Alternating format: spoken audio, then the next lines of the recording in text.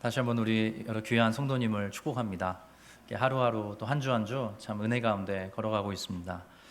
저는 늘 마음으로 모든 만남의 주권은 하나님께 있다 이렇게 생각을 합니다. 여러분, 우리의 만남도 하나님의 주권 속에 허락된 귀한 일인 줄 믿습니다. 지난 주일에 새가족 수료식이 첫 번째 있었습니다. 첫 번째 새가족 수료식이 진행이 됐는데요.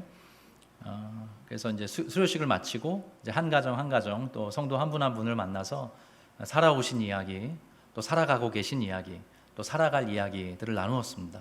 그리고 한 분 한 분을 위해서 또 각 가정을 위해서 또 자녀들의 이름까지 부르면서 간절한 마음으로 기도했습니다. 저는 목회자가 신방을 하죠. 보통 신방을 받는다 그런 표현을 많이 하지 않습니까? 그래서 목회자와 만나는 것을 이제 신방이라고 표현을 하는데요.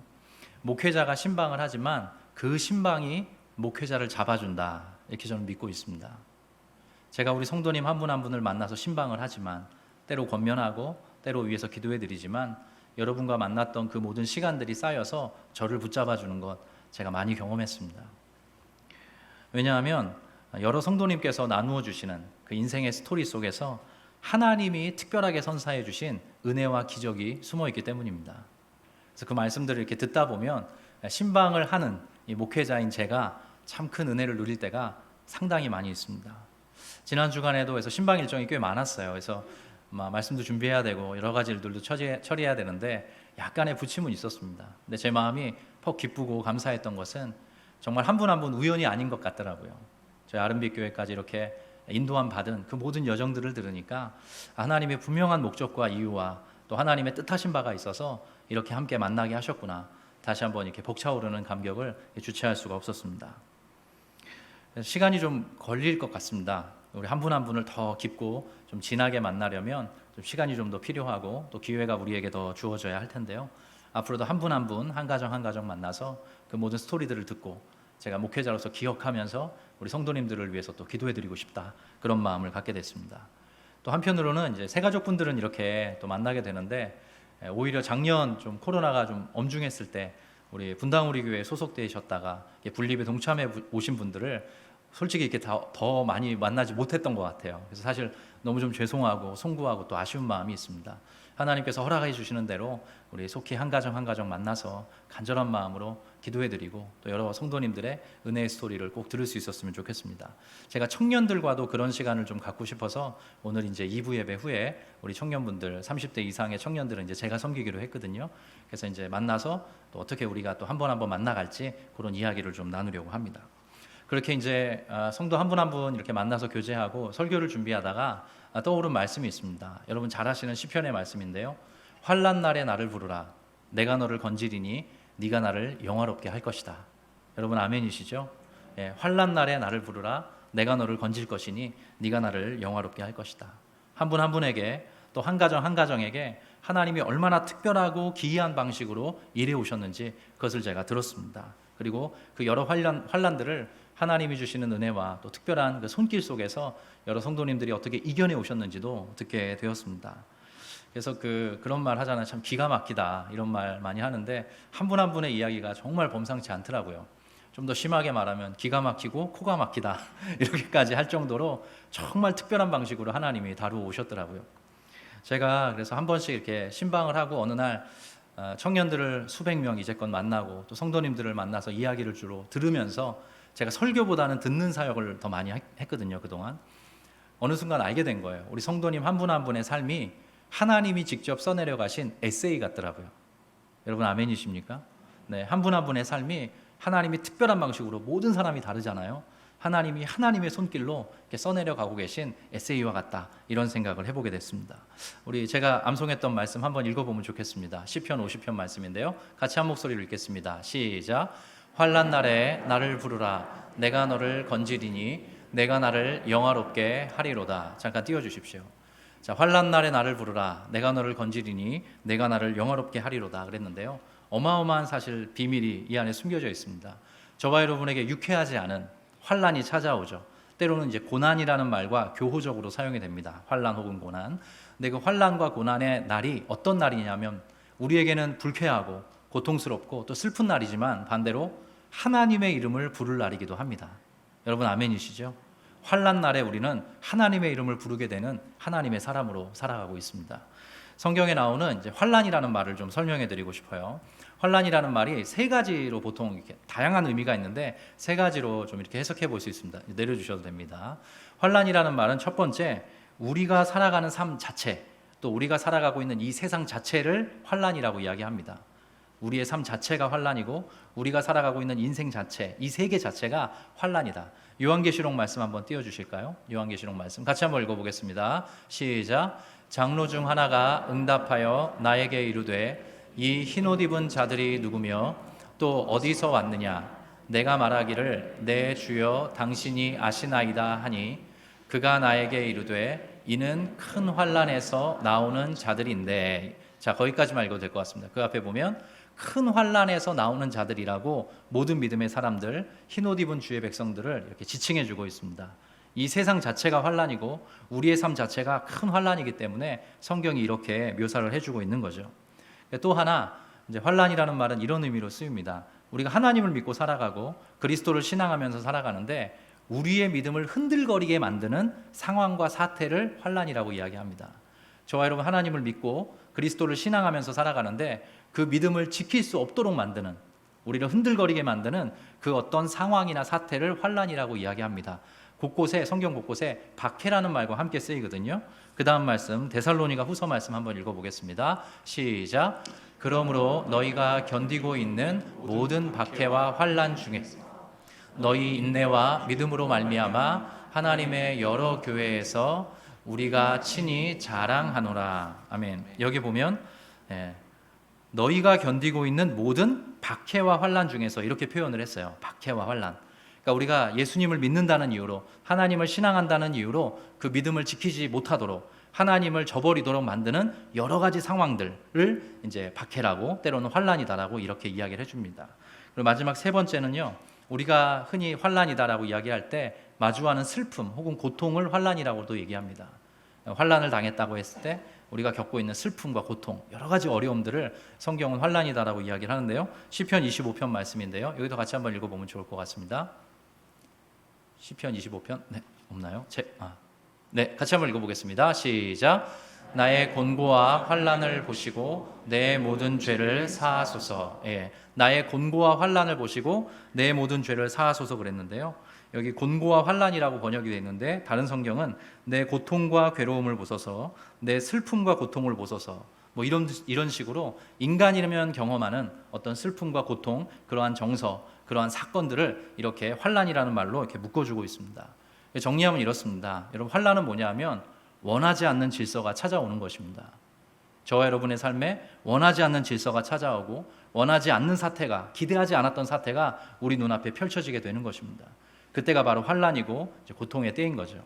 근데 다른 말로 하면 우리가 아까 함께 읽었던 시편 50편의 말씀과 같이 그 환난의 때는 도리어 우리가 누구인지를 드러내주는 그런 기회이기도 합니다. 환난의 때에 모든 하나님의 백성들은 하나님을 찾게 됩니다. 하나님을 부르게 되고 하나님 앞에 다시 한번 엎드려지게 됩니다. 제가 지난 한 주간 만났던 모든 성도님들께서 이구동성으로 내가 참 어렵고 고달프고 고단한 여러 가지 인생의 우여곡절을 건너 여기까지 왔는데 지나고 보니 그 환난의 때가 도리어 하나님을 찐하게 만나는 계기가 되었다. 이렇게 고백해 주시더라고요. 이 시간 예배하는 모든 성도님들에게도 그 고백이 여일하리라 이렇게 생각을 해보게 됩니다. 사면초가라는 한자 성어가 있죠. 산지사방의 초나라의 노래가 들린다는 고사인데요. 그와 같이 우리가 정말로 어떻게 해야 될지 알지 못하는 그때 위로 하늘이 뚫려 있다. 누가 그런 말 하더라고요. 하늘의 하나님을 찾고 하늘의 하나님을 부르는 그런 귀한 계기가 되는 것이 바로 이 환난의 때가 아닌가 생각합니다. 아까 우리 기도해 주셨던 우리 이천 집사님께서도 제가 이렇게 축도 때 또 성도들을 위해 기도할 때 한 번씩 그 암송하는 그 요한의 서신이죠. 거기에 나오는 말씀 이렇게 또 기도에 인용해 주셨는데요. 저는 목회자로서 정말 그 마음을 갖습니다. 네, 사랑하는 자여, 내 영혼이 잘됨과 같이 내가 범사에 잘되고 더욱 강건하기를 내가 간구하노라. 비단 제가 만났던 성도님들 뿐만 아니라 이 자리에 함께한 모든 분들도 어쩌면 지금 이 시간 말 못할, 또 하나님께 다 털어놓지 못할, 좀 마음이 답답한 상태로 기도하지 못할 그런 환난과 어려움에 처해 있을 수도 있으시겠다, 그런 생각을 해보게 됐습니다. 하나님께서 특별한 방식으로 그 환난을 이겨내게 하시고 통과하게 하셔서 정말로 하나님을 믿고 살아가는 것이 얼마나 우리의 삶에 유의미하고 유효한지를 크게 경험하시는 우리 성도님들 되셨으면 좋겠습니다. 그 끝에 참으로 하나님이 하나님이시구나, 우리가 그러한 신앙의 고백으로 주 앞에 나아갈 수 있었으면 참 감사할 것 같습니다. 오늘 제가 이렇게 환난에 대해서 이야기한 것은요, 오늘 우리가 함께 읽었던 이 요한복음의 말씀이 한 큰 환난을 겪은 가정의 이야기 혹은 한 가장의 이야기로 시작되기 때문입니다. 왕의 신하라고 기록되어 있어요. 왕의 신하라고 되어 있는데요, 왕의 신하가 주인공이죠. 왕의 신하가 한 사람 살고 있었는데 그의 아들이 중한 질병에 걸리게 된 것입니다. 그래서 그 사람이 예수님을 찾고 예수님께 도움을 구했고 구원을 요청했고, 그 끝에 예수님께서 그 왕의 신하의 아들을 고쳐주시는, 그에게 생명을 주시는 내용이 오늘 요한복음 4장에 등장하고 있거든요. 네, 왕의 신하라고 했을 때 이 왕이 누구냐? 여러분 흔히 아시는 이제 헤롯 대왕입니다. 헤롯 왕입니다. 헤롯 왕. 근데 이 신약 성경에는 헤롯이라는 이름이 많이 나옵니다. 한 사람이 아니에요. 그래서 우리가 이제 성경을 볼 때 헤롯이라는 말 딱 들으면 헤롯 왕이 한 명이라고 우리가 흔히 생각을 하는데 그렇지 않습니다. 적게는 4-5명, 많게는 6-7명의 헤롯이라는 이름이 등장을 해요. 우리가 그 맥락을 다 모르니까 저도 이제 헤롯을 한 명이다라고 생각을 했는데 나중에 성경을 연구하다 보니까 다양한 여러 명의 헤롯이 있더라고요. 우리가 알고 있는 이 당시 예수님이 살아계실 때 그 예루살렘에 있는 성전을 세웠던 헤롯 대왕이 있습니다. 헤롯 대왕이 있고요. 이 사람은 예수님이 태어나시고 나서 얼마 안 있다 죽습니다. 그리고 나서 이제 유대 지역과 그 인근의 팔레스타인 지역을 헤롯 대왕의 아들들이 나누어서 통치하게 돼요. 그래서 오늘 우리가 읽었던 말씀의 이제 배경이 되는 갈릴리 지방을 다스렸던 왕은 헤롯 안티파스라고 합니다. 헤롯 안티파스. 그냥 듣고 잊으시면 돼요. 헤롯 안티파스 혹은 헤롯 안디바라고 이야기를 하는데, 이 사람이 사실은 좀 유명한 사람입니다. 어떤 걸로 유명하냐 하면 세례 요한을 죽인 사람이에요. 여러분 잘 아시는 세례 요한을 목베어 죽인 사람이 헤롯 안티파스입니다. 그래서 이렇게 팔레스타인 지역을 쭉 펼쳐놓으면 북쪽에 있는 갈릴리 지역, 그 서쪽 지방을 다스렸던 왕입니다. 근데 그 사람보다 조금 더 유명했던 사람이 헤롯 아켈라오라는 왕이 있었는데요. 이 사람은 유다 지역과 사마리아 전체를 다스렸던 사람이에요. 헤롯 대왕의 대를 이어가지고. 근데 이 사람이 어마어마한 폭정을 자행합니다. 우리가 아는 예수님 태어날 때 그 어간에 있는 아이들을 다 죽여라 라고 명령했던 사람이에요. 나중에 그런 폭정이 이어지다가 도저히 안 돼서 로마 왕국이 이제 직할로 총독을 보냅니다. 그 유명한 어떤 총독이죠? 빌라도 총독이 와서 다스리게 되는 거죠, 유다 지역을. 그리고 이제 그 사도행전에 보면 헤롯 아그리빠라는 왕도 나와요. 2명이나 등장합니다. 근데 그 두 왕이 이제 부자지간이에요. 그래서 성경 곳곳에는 이제 헤롯 가문, 헤롯 왕, 헤롯 왕들의 이야기가 등장하고 있습니다. 그래서 오늘 이렇게 장황하게 설명을 했는데 요지는 헤롯이 한 명이 아니다, 이렇게 기억해 주시면 좋을 것 같고, 이 당시 이 사건이 일어날 때 갈릴리 지역을 다스렸던 왕은 헤롯 안티파스라는 왕이다, 이렇게 기억해 주시면 좋을 것 같습니다. 자, 요한복음 4장 46절 같이 한번 읽어보겠습니다. 예수께서 시작. 예수께서 다시 갈릴리 가나에 이르시니 전에 물로 포도주를 만드신 곳이라. 왕의 신하가 있어 그의 아들이 가버나움에서 병들었더니. 자, 오늘 사건의 시작입니다. 예수께서 다시 갈릴리 가나에 이르셨다. 근데 전에 물로 포도주를 만드신 곳이다. 우리가 살펴보진 않았지만 요한복음 2장에 유명한 기적이 등장하죠. 예수님께서 물로 포도주를 만드시는 그런 기적이 등장합니다. 예수님이 그곳으로 다시 오신 것입니다. 사마리아를 통과해서 좀 더 북쪽으로 가면 가나라는 지역이 있습니다. 그래서 예수님께서 그로 당도하신 것이고, 이제 왕의 신하가 있는데 그의 아들이 가버나움에서 병들었다, 이렇게 지명이 연달아서 나와요. 가버나움이라는 곳은요, 갈릴리 바다가 이렇게 있으면 북쪽에 붙어 있는 도시입니다. 북쪽에 바로 붙어 있어요. 그래서 이렇게 북쪽에 붙어 있는 도시에서 가나까지는 한 22-3km 정도 떨어져 있었다고 해요. 그래서 보통 한 5-6시간 이렇게 또 열심히 걸어가면 당도할 수 있는 그런 정도의 거리가 떨어져 있었다고 해요. 근데 이따 보면 성경 곳곳에 내려오소서라는 이 왕의 신하의 요청이 나오거든요. 실제로 가나라는 곳이 좀 더 고도가 높았고, 가버나움이라는 곳은 고도가 좀 낮아서 내려와 달라고, 가버나움으로 내려와 달라고 이 왕의 신하가 자기 아들을 위해서 요청하는 대목이 등장합니다. 여러분 보셨다시피 왕의 아들이 죽게 되었습니다. 중한 질병에 갑작스럽게 걸린 것이에요. 그래서 예수님을 찾게 되었습니다. 여러분 잘 한번 살펴보십시오. 이 왕의 신하라는 표현을 사도 요한이 굳이 쓴 이유가 있습니다. 여러분 이것이 요한복음 4장에 나오는 표현이거든요. 요한복음 4장. 요한복음 4장은 우리가 지난주까지 살펴봤던 사마리아 여인의 이야기가 주를 이루고 있습니다. 그 끝에 오늘 왕의 신하의 이야기가 등장을 하는 건데요. 왕의 신하는 당시의 권력자였습니다. 그리고 유력자였어요. 그리고 남성이었습니다. 여러 면에서 사마리아 여인과 반대되는 대척점에 있는 사람인 거예요. 사마리아 여인은 그 당시 사실 볼품없는 사람이었고 여러 가지 사회적, 관계적으로 끊어져 있었던 그런 여성이었습니다. 그와 반대로 떵떵거리면서 살아갈 수 있는 왕의 신하, 헤롯 왕의 신하였던 이 왕의 신하의 이야기가 또한 이어서 등장하고 있는 것이죠. 정리해보면 이렇습니다. 지난주까지 살펴봤던 사마리아 여인이 보이지 않는 내적인 문제로 어려움을 겪다가 예수님을 만났다면, 오늘 이 왕의 신하는 보이는 문제, 왕의 아들, 왕의 신하의 아들, 자기의 아들이 생명이 위태롭게 된, 그야말로 그 한자 성어 중에 명제경각이라는 말이 있지 않습니까? 그와 마찬가지로 이렇게 보이는 위기에 처한 것이죠. 보이는 환란 속에 딱 자리하게 된 것입니다. 그래서 정리하면 이렇습니다. 예수님을 만나야 하는 사람들은 빈부귀천, 남녀노소 모든 사람을 포함한다는 그 의미를 주기 위해서 이렇게 대척점에, 대비점에 서 있는 이 두 사람의 인물을 등장시키셨습니다. 그래서 때로 사마리아 여인과 같이 우리가 여겨지더라도, 또 때로 왕의 신하처럼 우리가 여겨지더라도 우리 모든 사람에게는 예수가 필요하다는 것, 예수의 생명, 예수의 도움, 예수의 은혜가 필요하다는 것을 이렇게 보여주기 위해서 성경이 이런 극적인 대비를 나타내주고 있는 것이죠. 자, 오늘 말씀은 이렇게 좀 요약을 해놓고요. 제가 환란이라는 말에 주목해서 오늘 이 왕의 신하와 아들이 어떻게 하나님의 은혜를, 그리스도의 은혜를 경험하는지, 환란을 어떻게 이들이 다루고 또 극복해 가는지를 좀 살펴보면 좋을 것 같습니다. 환란이 주는 유익이라고 할까요? 효과라고 할까요? 세 가지로 제가 정리해 봤는데요. 첫 번째, 환란은 우리 같이 한번 따라할까요? 예수님을 간절히 찾도록 이끈다. 예수님을 간절히 찾도록 이끈다. 네, 환란은 예수님을 간절히 찾도록 이끈다. 제가 그렇게 적어보게 됐습니다. 그런 차원에서 우리 4장 46절의 말씀을 한번 읽어볼 텐데요. 제가 읽을 테니까 눈으로 따라와 주십시오. 예수께서 다시 갈릴리 가나에 이르시니 전에 물로 포도주를 만드신 곳이라. 왕의 신하가 있어 그의 아들이 가버나움에서 병들었더니 그가 예수께서 유대로부터 갈릴리로 오셨다는 것을 듣고 가서 청하되 내려오셔서 내 아들의 병을 고쳐주소서 하니 그가 거의 죽게 되었음이라. 이렇게 기록하고 있습니다. 아버지로서의 이 왕의 신하의 마음이 간절하게 들어있는 거죠.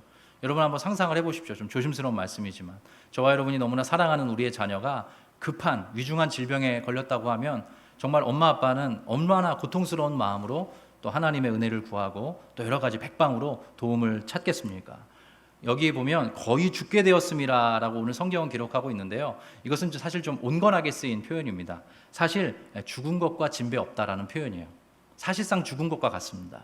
그런 상황에서 이제 예수님을 찾게 된 거죠. 그리고 오늘 말씀 아까 우리가 색깔을 좀 달리 해드렸는데요. 여러 개의 동사가 이어집니다. 여러 개의 동사 이런 거죠.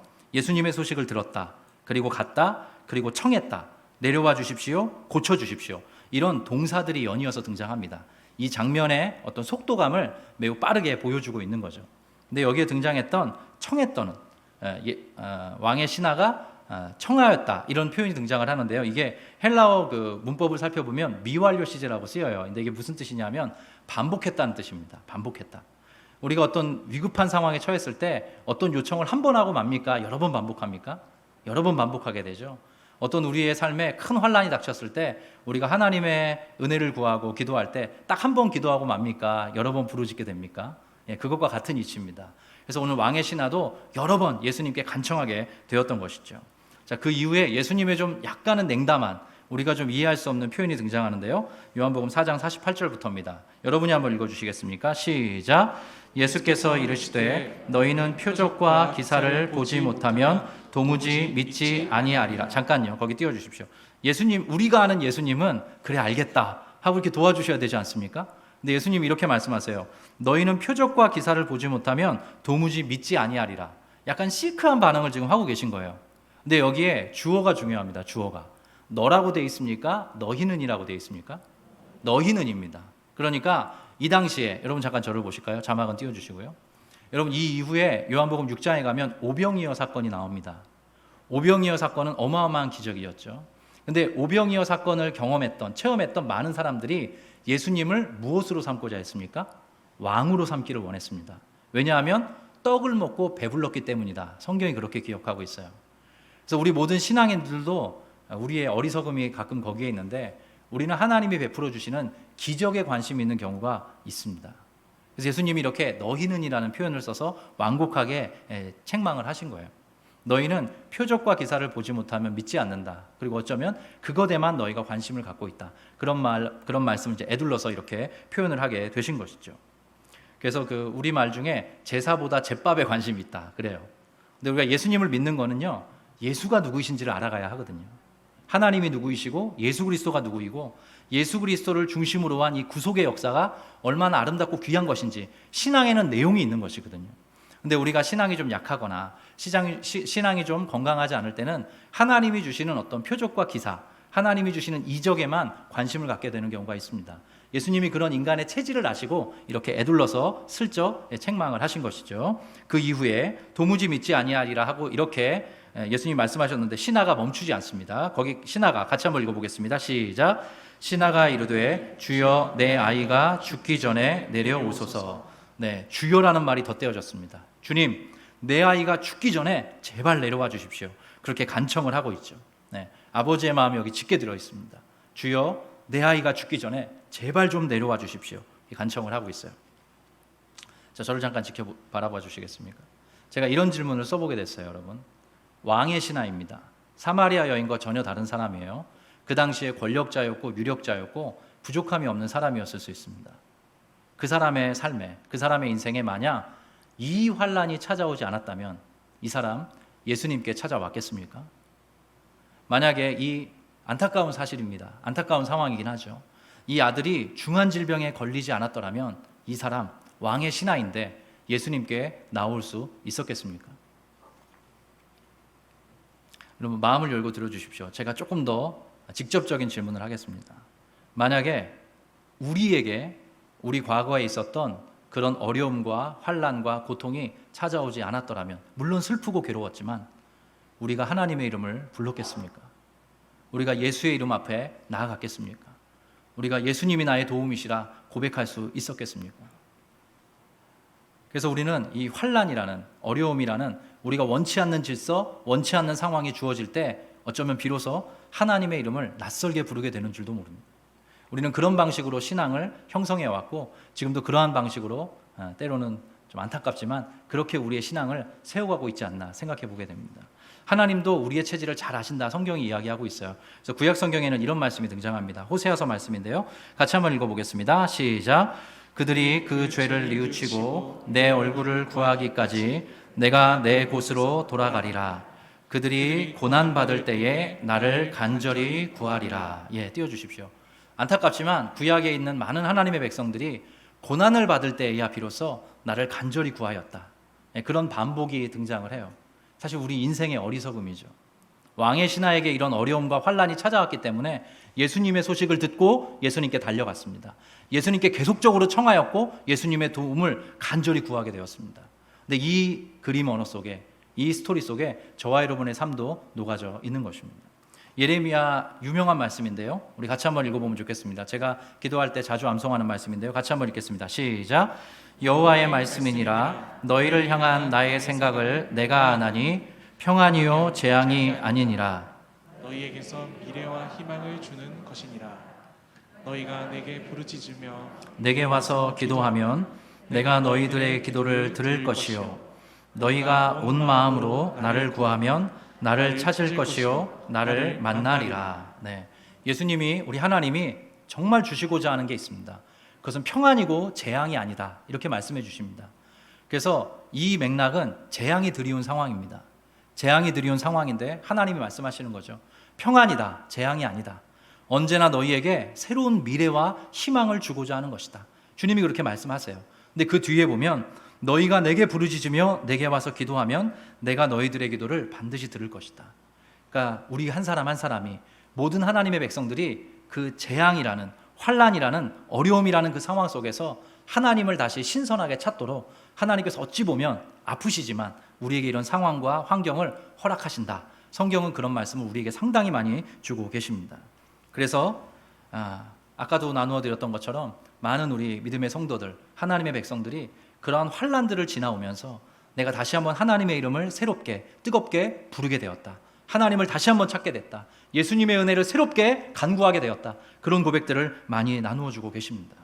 그래서 이런 환난들은, 우리를 찾아오는 여러 가지 어려움들은 하나님을 찾고 예수의 이름을 다시 새롭게 부르게 되는 계기가 되는 것이죠. 근데 이 왕의 신하라는 것이 단순히 이 당시에 이 사람에게 해당되는 것만은 아닙니다. 제가 몇 년 전인지 기억은 분명하지 않은데요, 조심스러운 말씀입니다. 저와 여러분이 지금 누리고 있는 소비의 수준이 있지 않습니까? 저와 여러분이 지금 살아가고 있지 않습니까? 21세기 한국 사회 속에서 저와 여러분이 누리고 있는 이 소비 수준이 18세기, 19세기 왕족 수준이라고 합니다. 여러분 그렇지 않습니까? 우리 분명히 살기 좋아졌습니다. 우리 이전보다 훨씬 더 부유하게 되었습니다. 물론 상대적인 차이가 너무나 크기 때문에 우리가 때때로 목마르고 고통스러울 때가 있죠. 근데 우리는 이 왕의 신하가 우리의 이야기라고 생각해야 합니다. 우리가 이미 이전과는 압도적으로 많은 누림의 어떤 혜택들을 제공받고 있기 때문입니다. 하나님께서 만약에 내어버려 두신다면, 하나님께서 때때로 아프지만 이런 환난과 어려움을 주시지 않는다면 우리는 우리의 힘으로, 우리의 능력으로 주님을 찾지 못하는 그런, 어떻게 보면 어리석고 교만한 사람일 수 있습니다. 제가 가장 두려워하는 말씀 중에 로마서 1장에 이런 말씀이 있습니다. 여러분, 하나님이 저와 여러분에게 주시는 가장 고통스러운 재앙이라고 할까요? 그게 뭐라고 생각하십니까? 여러분? 로마서 1장은 그걸 이렇게 표현합니다. 하나님이 내어버려 두시는 것이다. 하나님이 내버려 두시는 게 우리에겐 가장 큰 고통이고 가장 큰 재앙입니다. 로마서 1장에 보면 3번에 걸쳐서 하나님께서 그 부끄러운 죄악 가운데 그들을 내어버려 두셨다, 이렇게 이야기를 해요. 네. 근데 하나님께서 이 환난이라는 방식을 통해서, 이 고통이라는 방식을 통해서 우리를 다시 한번 하나님께로 부르시는 것이죠. 물론 제가 목회자로서 정말 성도님들이 잘 되기를 바라는 마음으로 기도하거든요. 되도록이면 환난이 없고 평탄하고 평안하고 잘 되시기를 바라는 마음으로 기도합니다. 그러나 제가 이 성경의 말씀을 의지하여서 우리 여러 성도님들께 권면드립니다. 혹시라도 지금 어려움의 때를 통과하고 계시다면 그 환난은 그냥 온 것은 아닐 것입니다. 하나님의 이름을 다시 한번 찾고, 이 왕의 신하가 그러하였던 것처럼 예수님 한 분에게만 소망이 있습니다. 예수님 한 분에게만 내가 활로를 얻을 수 있습니다. 그러한 마음으로 주님을 다시 한번 찾고 간절히 부르는 그런 계기가 되어야 할 것입니다. 믿음으로 들어주셨으면 좋겠습니다. 자, 두 번째 같이 한번 읽어볼까요? 환난은, 시작. 환난은 말씀의 능력을 경험하도록 이끈다. 여러분 아멘이십니까? 환난은 다른 것이 아닙니다. 여러 가지 기적, 우리를 향한 하나님의 돌봄, 하나님의 기이한 일들을 경험하게도 하시지만 하나님께서는 이 환난이라는 도구를 통해서 우리에게 말씀의 능력을 경험하도록 이끌어 주십니다. 오늘 그 말씀을 한번 읽어보면 좋겠는데요, 요한복음 4장 49절 이하의 말씀입니다. 같이 읽겠습니다. 시작. 신하가 이르되 주여 내 아이가 죽기 전에 내려오소서. 예수께서 이르시되 가라, 내 아들이 살아있다 하시니 그 사람이 예수께서 하신 말씀을 믿고 가더니. 아멘. 여러분, 왕의 신하가 예수께서 하신 말씀을 믿고 떠나갔다, 이렇게 이야기하고 있습니다. 예수님의 하신 말씀을 믿고 떠나갔다. 근데 이 말씀이 너무나 위대한 것이, 여기에 나오는 예수께서 하신 말씀이라고 할 때 이 말씀이 로고스라는 말로 쓰여 있습니다. 근데 이 말은 요한복음 1장에 등장합니다. 태초에 말씀이 계시니라. 이 말씀이 하나님과 함께 계셨으니 이 말씀은 곧 하나님이시니라.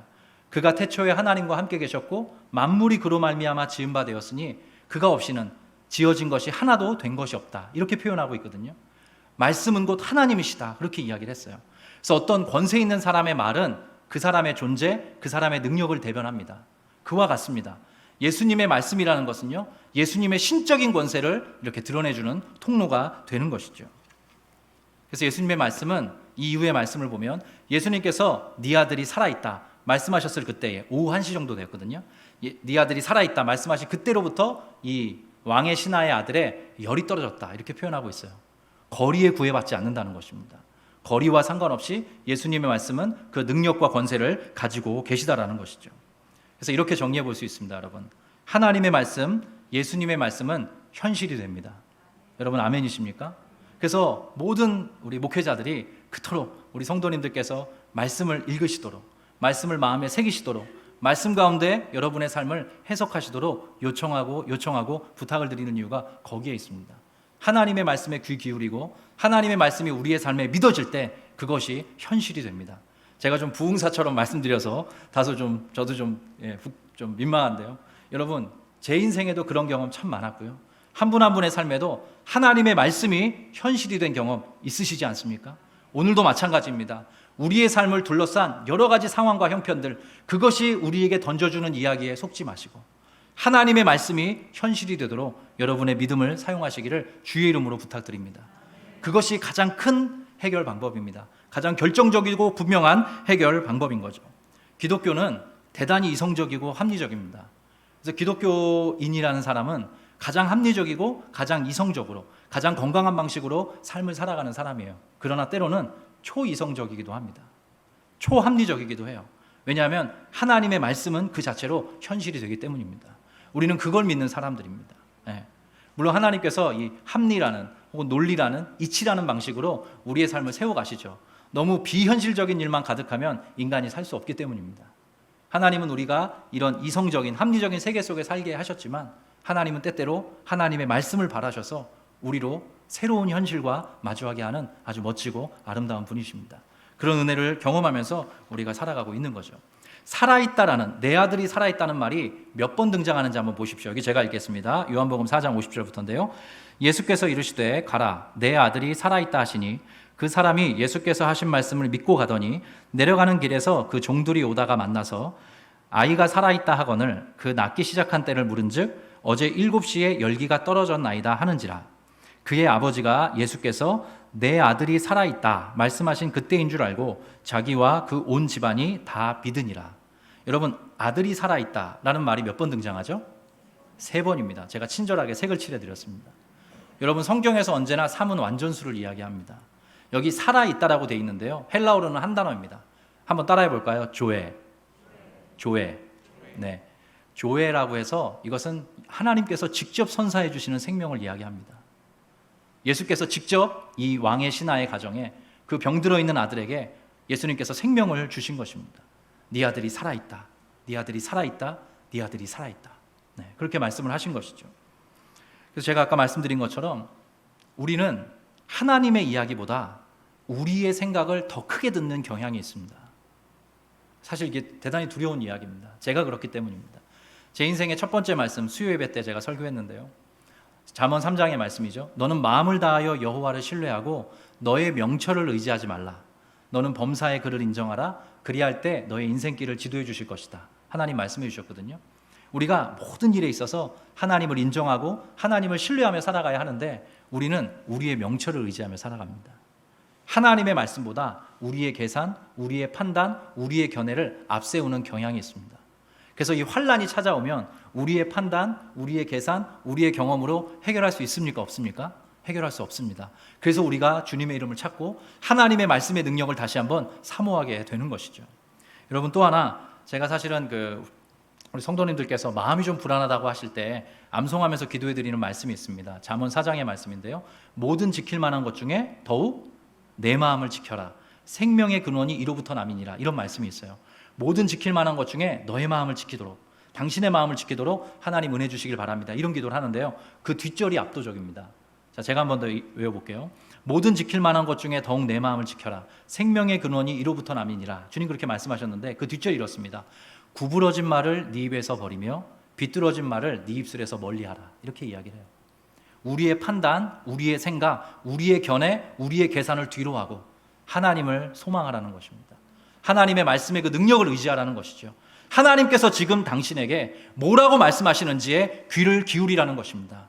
그 말씀으로 여러분의 삶을 채우고 여러분의 심령이 하나님의 말씀에 젖어지도록 하나님을 향하여서 귀를 열고 우리의 시선을 고정하도록 하나님께서 이 때로는 환란이라는 도구를 사용하신다라는 사실입니다. 여러분, 그래서 오늘 이 시간 여러 가지 환란과 어려움 속에 처해 계십니까? 다시 한번 주의 말씀에 귀 기울이시는, 그래서 살아있다 말씀하시는 하나님의 음성에 아멘 하시는 우리 귀한 성도님들 되시기를 간절히 축복합니다. 제가 지난 주간에 만났던 한 성도님께 한 분 기억이 납니다. 이렇게 특별히 한 분이 기억이 남는데요, 오늘 설교 준비하다가 그분과 이렇게 대화를 하다가 깊게 좀 대화가 이어져서 제가 불쑥 여쭈었습니다. 우리 성도님 참 만만치 않은 삶을 어렵게 살아오셨더라고요, 고단하게.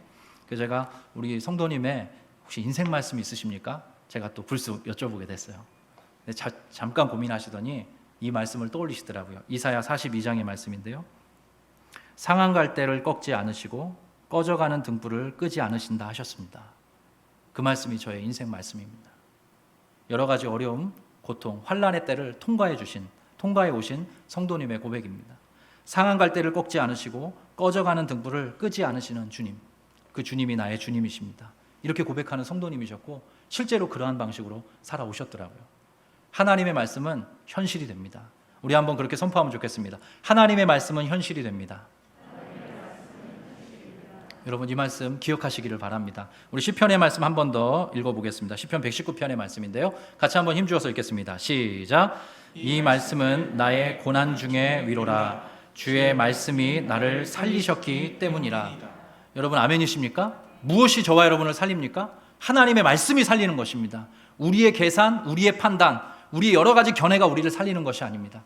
하나님이 저와 여러분에게 지금 무엇라 말씀하시는지 그 말씀에 귀 기울이셔서 다시 한번 하나님께서 주시고자 하는 평안으로 그 생명으로 여러분의 삶을 채워가시는 그런 은혜가 있으시기를 간절히 부탁드립니다. 자, 마지막 세 번째입니다. 따라 한번 해보겠습니다. 한번 읽겠습니다. 환난은 시작. 환난은 예수님을 바르고 풍성히 믿도록 이끈다. 여러분 아멘이십니까?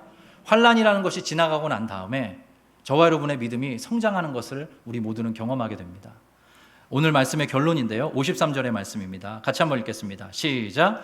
그의 아버지가 예수께서 내 아들이 살아있다 말씀하신 그때인 줄 알고 자기와 그 온 집안이 다 믿으니라. 예, 여러분 아멘이시죠? 네, 자기와 그 온 집안이 믿게 되었다는 것입니다. 요한복음 전체는 우리의 믿음과 하나님이 주시고자 하는 생명, 그 모든 스토리가 그 두 가지 주제와 관계되어 있습니다. 우리의 믿음 그리고 하나님이 주시고자 하는 생명, 이 두 가지 주제, 그것이 가장 결정적입니다. 근데 여기에 보면 자기와 그 온 집안이 다 믿으니라 이렇게 기록하고 있어요. 여러분 믿음이 얼마나 중요하냐 하면 우리가 고난을 통과할 때, 환난을 통과할 때 우리 모든 성도들에게 반드시 있어야 할 것입니다. 그것이 없으면 고난과 환난을 견뎌내기가 어렵습니다. 근데 우리의 제가 이런 표현이 적절할지 모르겠는데요, 가느다란 믿음을 가지고 그 시간들을 이겨내면 놀랍게도 그 환난 끝에, 그 고난의 긴 터널 끝에 우리의 믿음이 조금 더 두꺼워져 있는 것을 경험하게 됩니다. 하나님이 그래서 이 환난이라는 장치를 통해서 우리를 다루어 가세요. 성경 전체에 고난이라는 말, 환난과 교호적으로 쓰이는 고난이라는 말이 가장 많이 등장하는 곳은 시편입니다. 근데 시편은 워낙 길잖아요. 150편이니까. 근데 그 다음으로 고난이라는, 한글 성경에서 고난이라는 말이 가장 많이 등장하는 성경이 혹시 어딘지 아시나요? 네. 그걸 알면 내가 목사를 하지. 네. 베드로전서입니다. 베드로전서는 환난 속에, 고난 속에 살아가고 있는 모든 하나님의 백성들에게 유일한 산소망 되시는 예수를 붙들도록 권면하는 격려의 서신이거든요. 근데 그 말씀 한 절을 읽어보겠습니다. 베드로전서 5장 10절입니다. 같이 한번 힘주어서 읽겠습니다. 시작. 모든 은혜의 하나님 곧 그리스도 안에서 너희를 부르사 자기의 영원한 영광에 들어가게 하신 이가 잠깐 고난을 당한 너희를 친히 온전하게 하시며 굳건하게 하시며 강하게 하시며 털을 견고하게 하시리라. 아멘. 여러분 아멘이십니까?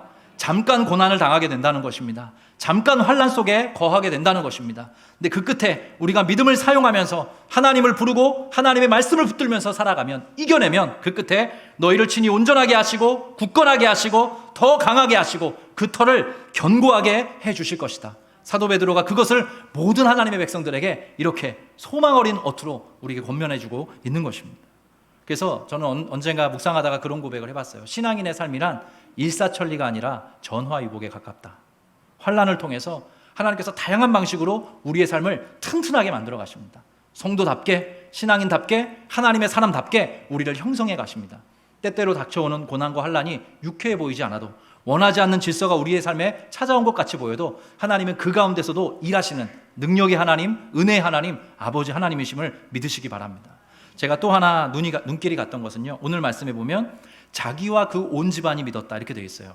믿음을 누구부터 갖게 됐죠? 그 아빠부터 갖게 됐습니다. 가장부터 갖게 됐어요. 그래서 한 가정의 가장이 믿게 되고 예수님의 말씀을 믿고 치유와 회복을 경험하죠. 그로 인해서 온 집안이 믿게 되었다. 지금 벌써 우리 가장들의 눈동자가 흔들리기 시작을 합니다. 여러분, 근데 제가 이 말씀을 붙들고 더 한 번 기도하게 됐습니다. 제가 아름빛 교회를 세우고 이 개척을 꿈꾸면서 여기가 대부분 다 가정 단위로 교회에 등록이 되어 계신 거예요.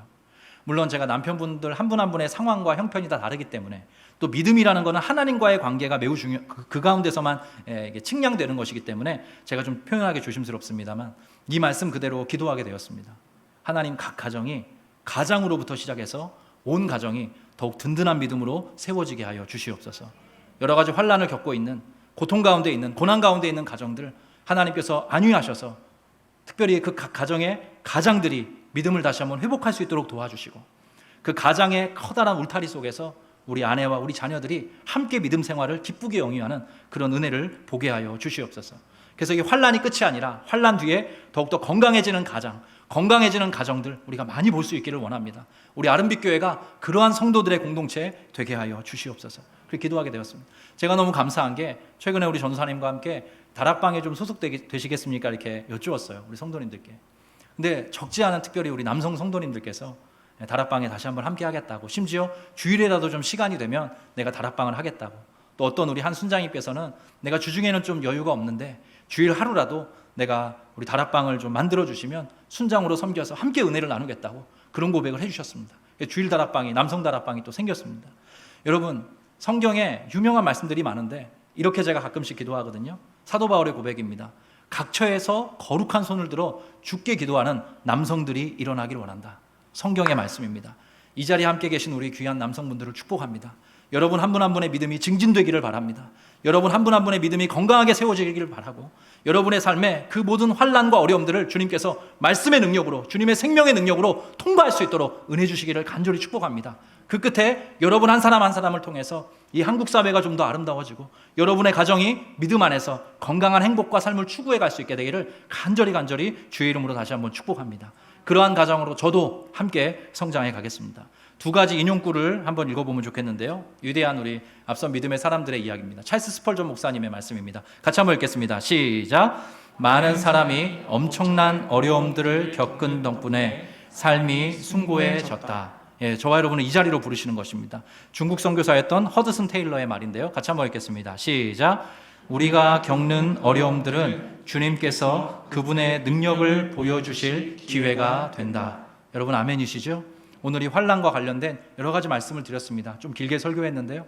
여러분 한 사람 한 사람에게, 한 분 한 분께 하나님이 주신 메시지가 있으리라 생각을 합니다. 그 환난 가운데 다시 한번 소망을 발견하시고 말씀의 능력을 경험하시고 예수님을 찾도록 찾으시고 그 끝에 여러분의 믿음이, 여러분의 삶이 더욱더 건강해지고 아름답게 튼튼하게 세워져가는 은혜 누리시는 모든 아름빛 성도 되시기를 주의 이름으로 축원합니다.